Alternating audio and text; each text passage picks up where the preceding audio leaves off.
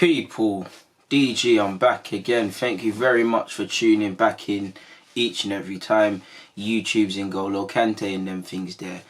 Yeah, I mean, my old fans will remember that, and we're at that stage in a DG or Deluded video, people, where I stop and I think to myself about the word people. You lot have really messed me up.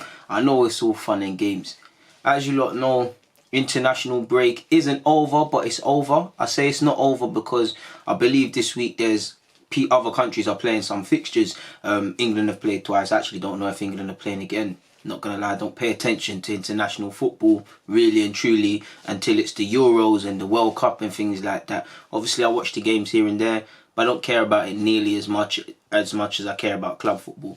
Obviously when there's important games, there's important games. But other than that, ain't nothing else to do but make videos, people. Might as well go through some speculation, media, news and all of these things I've come across during my day on the internet and whatnot in my lunch break. Now, it's important not to shoot the messenger, people. I am just going on what I have found. I'll try my best to tell you where the sources are if I've got them when I've copied and pasted, which is really bad of me. But this is not me making it up. This is the media making it up. This is just me having a conversation with you guys. Pardon me. Carrying on, Lucas Torreira now. With 1 minute it's AC Milan, then it's Napoli. Today, people, it's Spain and whatnot. We know, long story short, Lucas Torreira does not want to play in the position that Emery wants him to play in, or is playing him or trying to mould him in. Few of us could have predicted this situation with Torreira.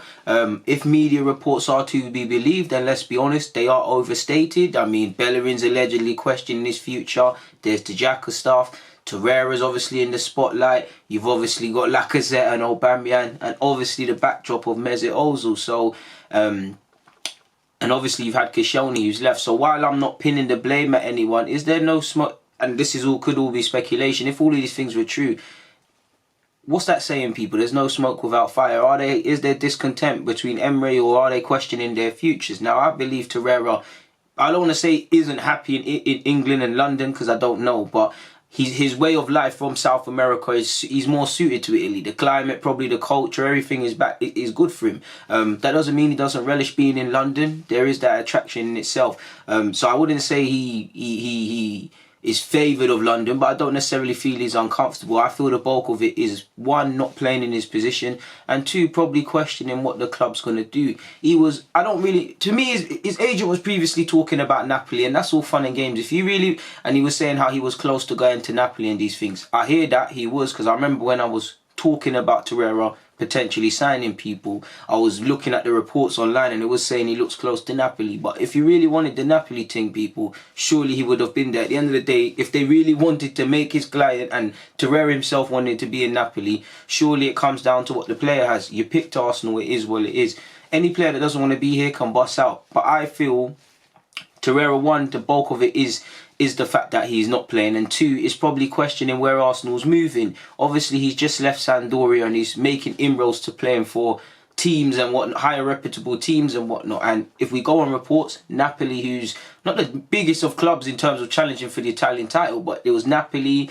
There was obviously, I swear, Simeone or someone from Real Madrid, someone at Atletico or Real Madrid, one of them bidded for him, people. I could be wrong about Real Madrid. I think it's Atletico. So you'd argue Atletico could probably be more of a competitive sort of thing and a better club to be at in terms of going for things, more so than Arsenal right now. Obviously, Simeone and him are fellow continent men in South America. They think the same way.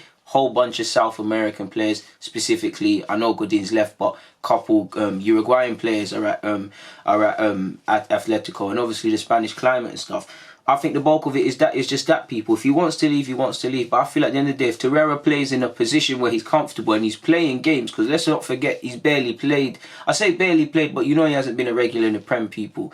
He wants to keep it moving, and his agent, at first, I thought they were like trying to strong arm Emery a bit, but now it seems like they're going on the full offensive, people, really and truly. In terms of like, not that necessarily he wants to leave, but my client isn't happy in this situation. Play him, or we will review this situation. And you've also got to remember, people. Obviously, a blind man could write this story essentially, people. In that in the tabloids, Torreira wants to leave because he's not been playing. But to come out public with certain things, what's gone on in the months in privately? We obviously, Torreira played over 50, well, not over 50 games, but close to 50 games last season for the first time in his career. He obviously had the Copa America. We heard he had some injuries, and for a while we're like, alright, cool, he's this and that, but he hasn't been playing. And for me, I think Torreira is one of the first names on the team sheet. He might not be looking like Torreira of last season, but I really like him. But his agent, Pablo Bentancur, an agent of obviously Nandes, another Uruguayan player, and he's got a couple of players. If you notice, the clubs that that Torreira's linked with, his agent's got a couple of clients there. I don't know what's going on there, but his agent's been talking, and he said I believe he's given an interview via some Italian publication, and it's gone on to say, people specifically, when asked about Torreira losing his position at Arsenal and his fair opinion, Mr. Bentancur replied, "I must say that the change of role has penalised him sharply. He is no longer at ease, and we hope that things can change." Now, admittedly, people, you lot know I've used Google Translate, so make of that what you will. But clearly, as he's told you that, the position change, he doesn't agree with it. He can't do his thing. He plays in a sort of protector role for Uruguay, and he was doing that at Arsenal. It's chalk and cheese. Play man in their best position. I also feel, I'm not going to speculate on whether Emery and Torreira have the best of relationships, but you look at Eto'o, people. Eto'o is a striker, and he's one of the best strikers, one of the best African players, and one of the best players to ever kick the ball, in my opinion. Definitely that I've seen, and whatnot. He's a striker, but you saw under Jose Mourinho, he was willing to play left wing. Now, he weren't able to do it under anyone else, but because it was Jose and they had that sort of brotherly love, sort of compatriot sort of love in each other, he was willing to do that. I do think Torreira is a professional and he'll play in that role, but what I'm getting at is, yeah, you can still hold that that's not your role and that's not your thing. But if he did like Emery a bit more, if their relationship was a bit better, would he make more of a fuss of it, is what I'm saying. Now I'm just speculating and playing devil's advocate there because Torreira hasn't come out himself and said these things. Do you get it? I'm just going off this and making content for you guys. But cracking on, he said, if the presenter or whoever that's questioning him has further pressed him, and he said, the person's asked him, if the trend remains the same, could you think about leaving London in the summer? Now, this could be of encouragement to Arsenal fans. We have no problem with Arsenal, but only words of thanks. Arsenal has allowed Lucas to compete in the Premier League. He has also shown great confidence. Clearly, the interests of Torreira are all right, especially by the Spanish clubs. But I've never sat with any club to talk about his transfer because of the great respect we have for the Gooners and its general manager, Raul Sanllehi. Now, again, this is the first time I'm reading this, and I know previously he said he respects the manager and stuff, but have you noticed in the language that comes out in his agent or Torreira, I'm not saying he's disrespecting Emery, but he said that he's got great respect for Raul Sanllehi. Now, that could all be lip service, but have you seen that similar language for Emery? Is it a sort of salute, Raul, we salute you, you're my guy, but you need to chat to Emery because we don't like what's going on. We're not really feeling what Emery's on. We're cool with the club, we're cool with you, but you need to chat to your boy sort of thing. And that could be a couple of players rambling in the background. You never know, people.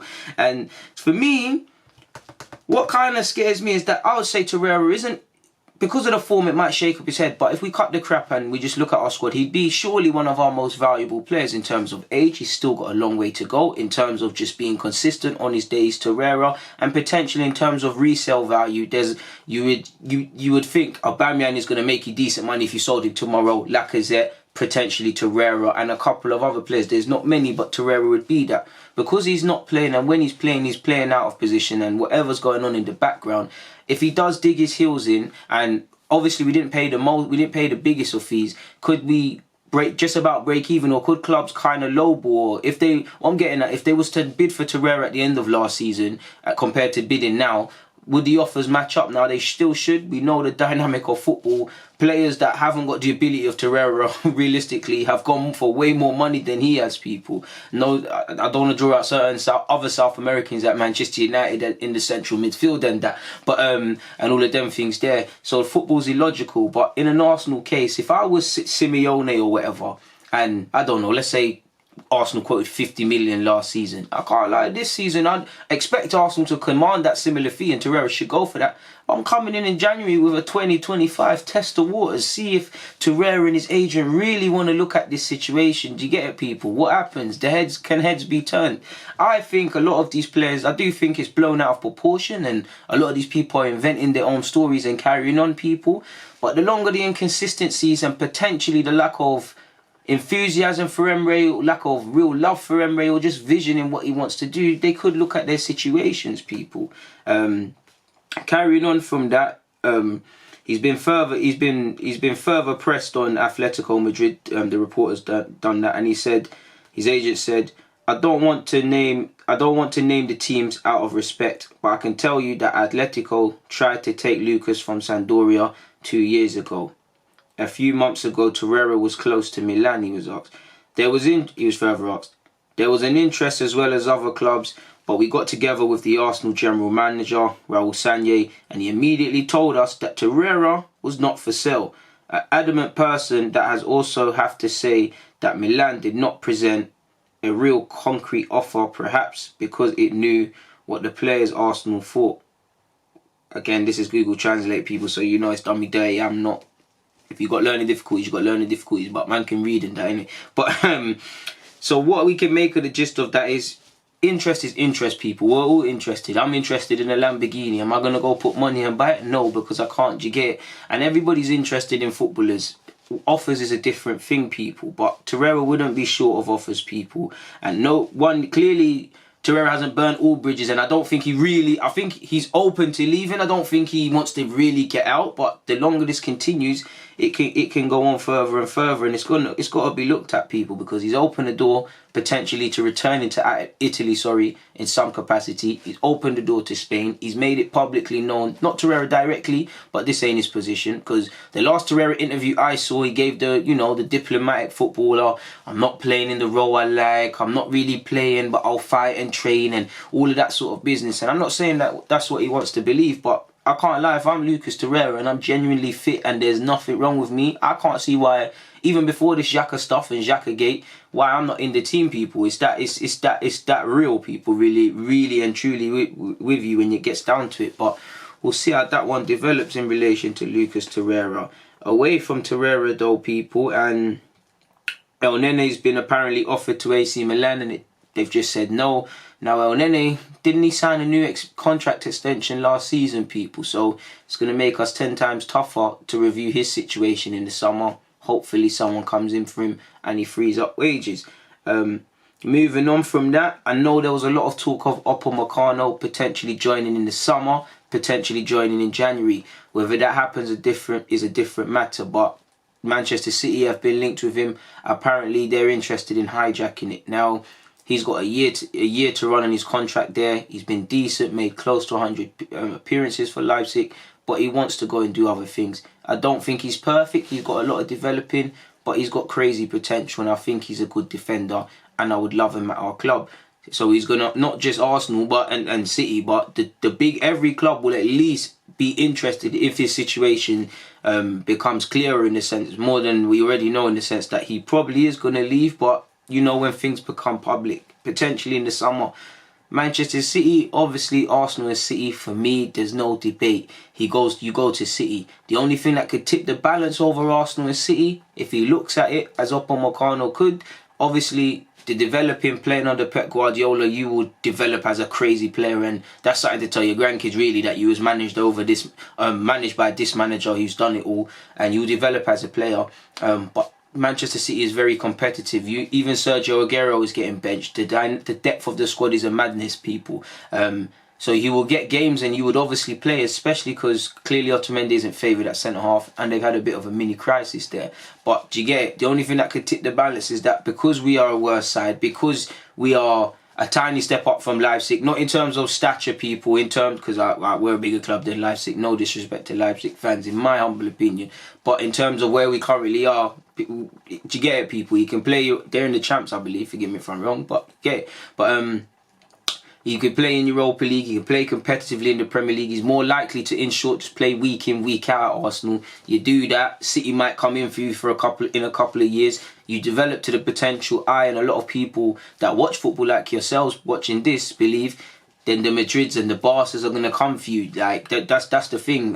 Do you want to go and get game? How do you look at it? For me, if I'm him and City and Arsenal are both interested, then I go to Manchester all day long, as much as I love my club people. But it is that. City have been linked with a whole host of centre-halves, from him to Sayenchu to Johnny Evans, and they're going to continuously linked with centre-halves because of the injuries, because of there was talk of signing a centre-half in the summer. Do you get it, people? It's going to continuously go on and on and on and on and on. Obviously, with their injuries to, I believe, Laporte, and I'm not sure if Stones is injured, but I'm sure Stones has had a couple knocks this season. City fans know their thing more than me. We've obviously been linked with Ranier Jesus. Now, if you lot have seen him at Flamengo, very nice 17, 18-year-old creative player.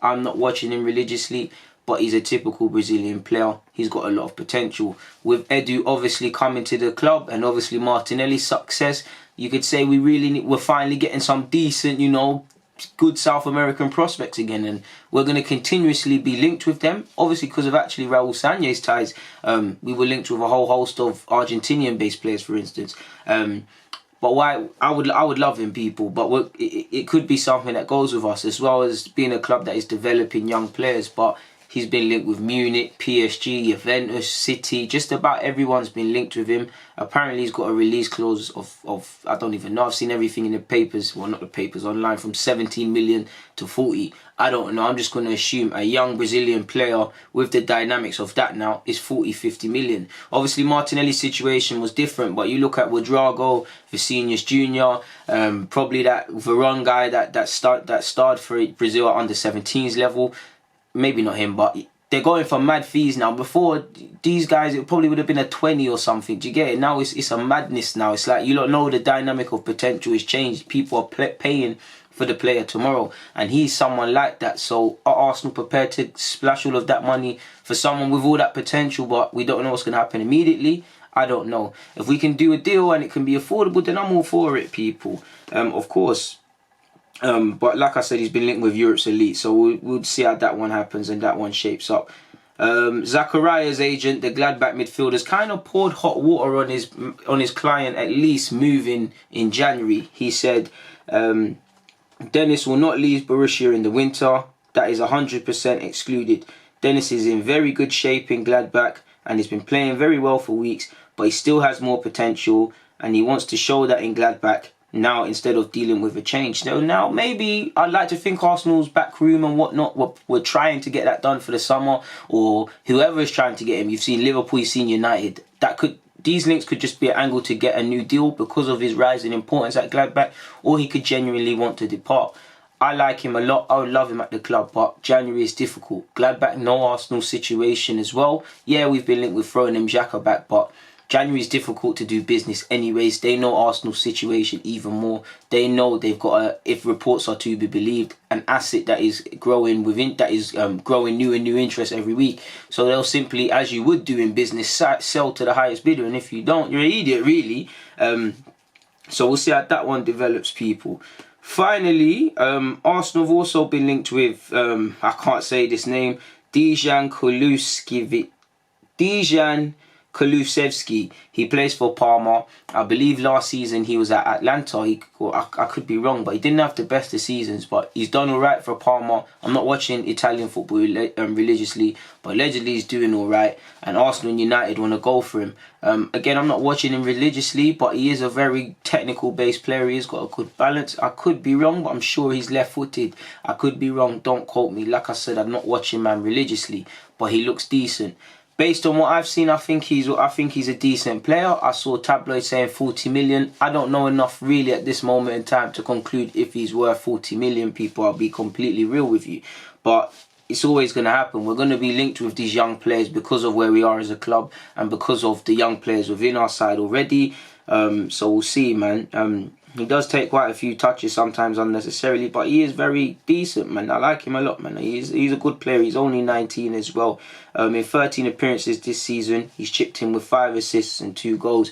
So you might as well say he's had a goal contribution in half the games in his appearances. I know half of 14 is 7, and that's 13. But come on, let's give it to him, man. There's no need to be technical and act up and all of these sort of things, people. I don't think there's anything else really to speak about of note, really. So we're going to just keep it moving, really and truly. But it's been a lovely sort of read. It's been a lovely read sort of through with you. A lovely little video.